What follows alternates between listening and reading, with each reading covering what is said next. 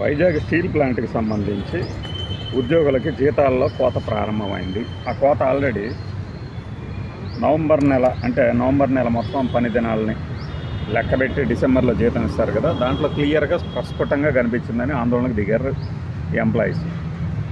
Labour commissioner, వైజాగ్లో ఉన్న labour commissioner పూర్తి జీతాలు ఇవ్వాల్సిందే, పెర్ఫార్మెన్స్ని ఇంకో దాన్ని సాకుగా చూపించి జీతాలు ఎగ్గొడతామంటే కుదరదు అని ఆయన కూడా ప్రకటన ఇచ్చారు. ఇక వామపక్ష పార్టీలు ఈ స్టీల్ ప్లాంట్ ఆందోళన సమితి కానీ లేదంటే వాళ్ళకి మద్దతుగా ఉన్న సంఘాలను కానీ కూడా తీసుకొని నిన్న ఒక ర్యాలీ కూడా చేశాయి. మరి ఇంకా ఎంత దారుణం అంటే, వాళ్ళు చెప్తున్న దాని ప్రకారం కన్వేయర్ బెల్ట్ తెగిపోయింది, కార్మికులే కావాలని తెంపారు అని యాజమాన్యం ఆరోపించి కేసులు పెడితే, పోలీసులు పిలిపిస్తే పోలీసులు అదేం లేదు, వాళ్ళేం తెంపలేదు అని కూడా చెప్పారట. మరి ఇక్కడ కుట్ర ఎవరిది? అలానే 20,400 టన్నులు 30వ తారీఖున స్టీల్ ఉత్పత్తి చేస్తే పని చేయలేదు అనడం కరెక్టా? అలానే రా మెటీరియల్ లేక స్టీల్ ఉత్పత్తి ఆగిపోతే దానిని కార్మికుల పని తీరుకి నిదర్శనంగా చెప్పడం ఏంటి? అది ఒకటే కాదు, పవర్ సప్లై లేక ఒకరోజు కూడా యూనిట్లో పనులు ఆగిపోయినాయి అని చెప్తున్నారు. వీటన్నిటికీ కార్మికులు ఎలా బాధ్యులు అవుతారు? అంటే నువ్వు పని చేయలేని పరిస్థితులు కల్పించి మళ్ళీ పని చేయడం లేదు కాబట్టి జీతాలకు వస్తామంటే కుదురుతుందా? ఈ యొక్క చర్యకి మద్దతు కలిగించే ఏ టీవీ ఛానల్లోడైనా, అందులో మాట్లాడేవాడు ఎవడైనా సరే, వాడి నెల జీతంలో అడ్డంగా కోసేమనండి తెలుస్తుంది.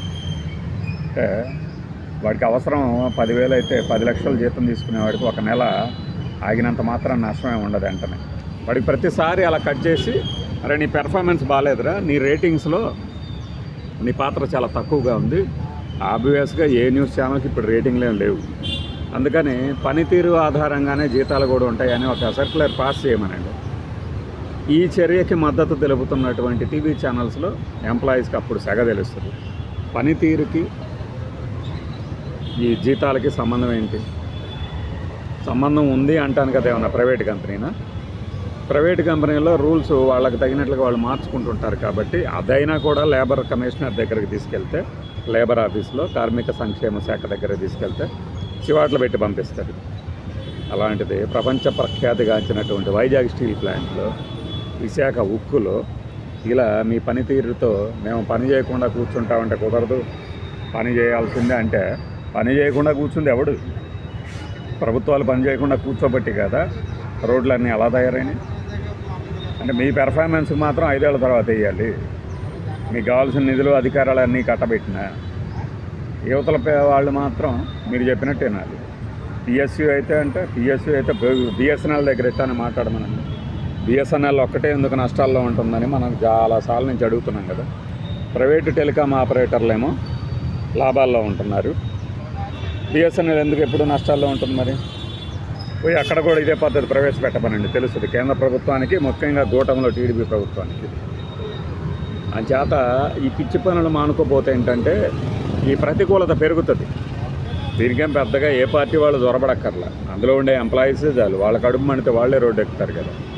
అంచేత ఈ వాళ్ళు పెర్ఫార్మెన్స్ చేయకపోయినా కూడా జీతం ఆపడానికి వీల్లేదని కార్మిక కమిషనరే చెప్పిన తర్వాత ఇంకేంటి చేసేది? పైగా వీళ్ళు పెర్ఫార్మెన్స్ మిగతా వాళ్ళలాగా లోజర్లు కాదు వైజాగ్ స్టీల్ ప్లాంట్ వాళ్ళు, నాకు తెలిసినంతవరకు.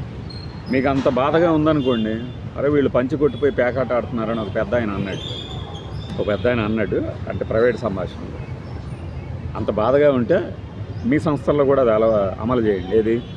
పనితీరును బట్టే జీతాలు ఉంటాయి ఇకపై అని చెప్పేసి. అప్పుడు వాస్తవం బోధపడుతుంది.